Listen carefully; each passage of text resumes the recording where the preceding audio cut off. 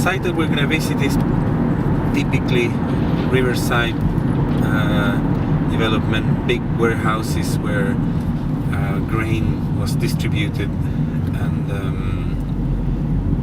then when the railway became more important than the river transportation, all these areas got abandoned. Hi, I'm Nick Ebbs. I'm Chief Executive of Blueprint. Blueprint is a property development company, a public-private partnership with the Homes and Communities Agency, which is a government department, and Igloo.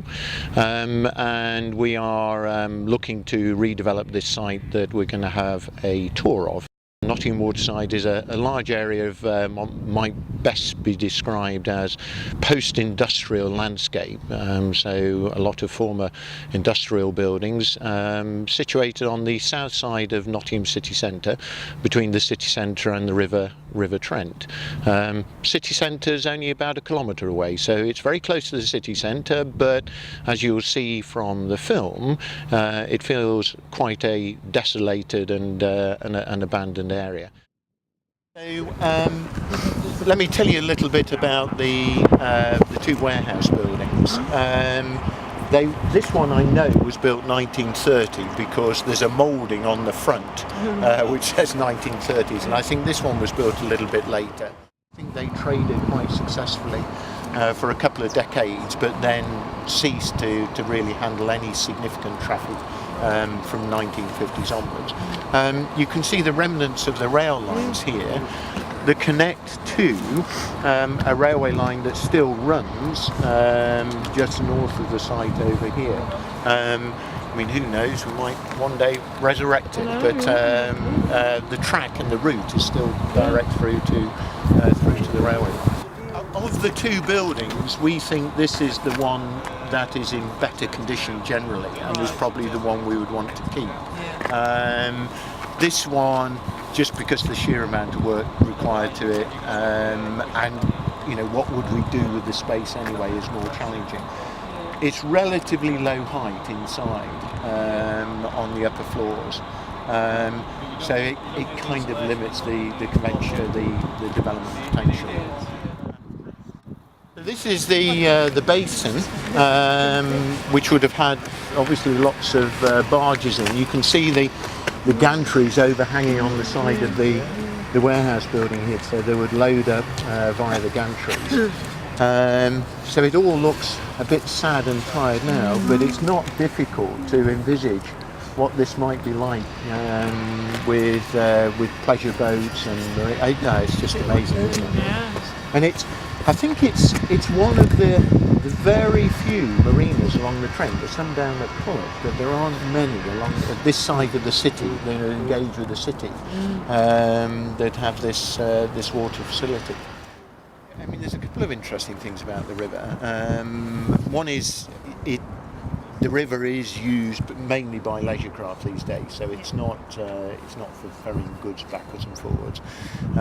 But there is, you often see canal boats, cruisers.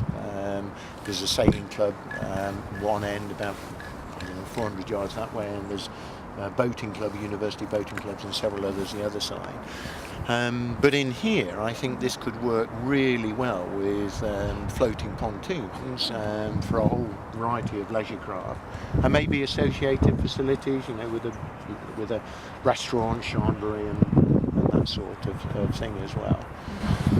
And the other quite interesting dimension we want to explore is around using the basin and the water as part of an energy strategy, because the Trent is warmer than most other rivers, because large power stations further upriver disgorge hot water into the river, which is, so I am told, 1 or 2 degrees warmer than most other rivers.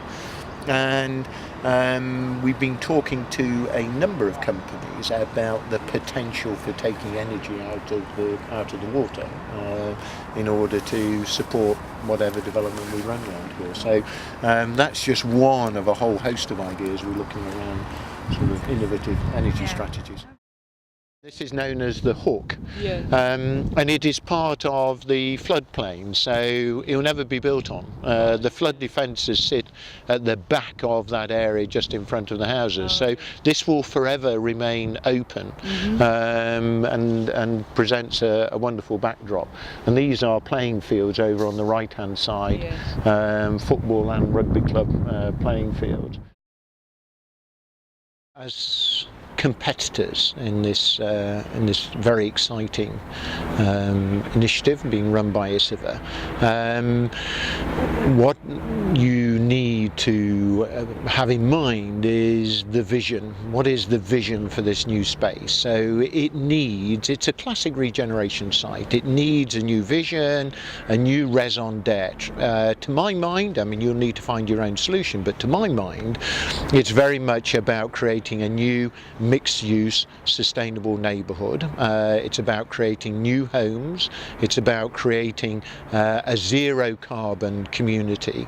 It's about making the most of the wonderful attributes of the site. So probably a bit difficult to see some of those attributes as you first walk round, but as you start to think about the site, we have water, we have a lovely river that's not canalised, that's got bends, you've got beautiful outlook to the south, you've got warehouse buildings that look incredibly challenging, but actually with lots of creativity could be turned into huge assets. We're close to the city centre. It is a staggering opportunity. To my mind, it is about creating a new neighbourhood, a new sustainable neighbourhood for the 21st century.